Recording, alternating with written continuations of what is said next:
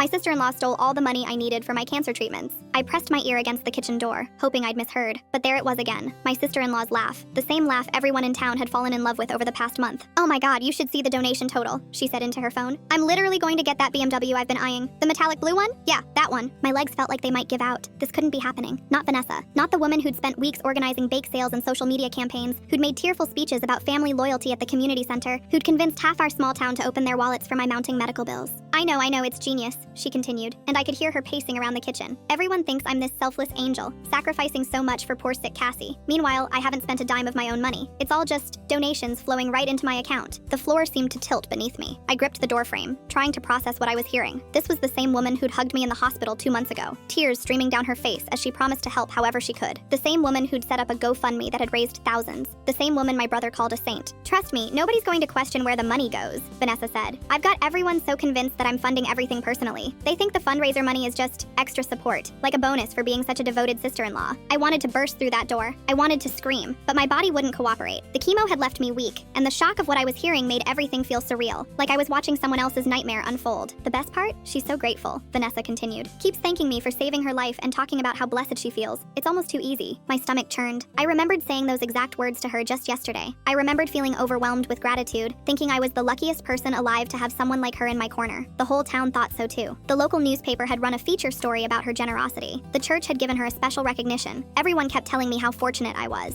"I've already got the down payment ready," she said. "Should be driving it by next week." Finally trading up from that piece of junk I've been stuck with. The casual cruelty in her voice was what broke me. This wasn't some desperate person making a terrible decision in a moment of weakness. This was calculated, planned. She'd been playing a role for weeks, perfecting her performance as the devoted family member, while secretly planning to steal money that people had donated specifically for my cancer treatment. I backed away from the door on shaking legs, trying to process the magnitude of what I'd just learned. The fundraiser wasn't even over yet. There was supposed to be a big community event this weekend, a final push to help cover the remaining costs of my treatment. People had been planning for weeks. Businesses had donated auction items, volunteers had been baking and preparing. Also, Vanessa could buy herself a car. The worst part wasn't even the betrayal, though that cut deep enough to make breathing difficult. The worst part was realizing how trapped I was. Who was going to believe me? Vanessa had spent weeks building her reputation as my savior. She documented every bake sale, every donation drive, every tearful moment of solidarity. Her social media was a carefully curated gallery of her supposed sacrifices. If I accused her now, I'd look like the ungrateful sick person turning on the one person who'd helped her. I could already picture the reactions. People would think the illness had made me paranoid, or that I was having some kind of breakdown. They'd rally around Vanessa even harder, protecting her from the delusional accusations of someone who clearly wasn't thinking straight. And I needed that money, desperately. Full story on my channel below.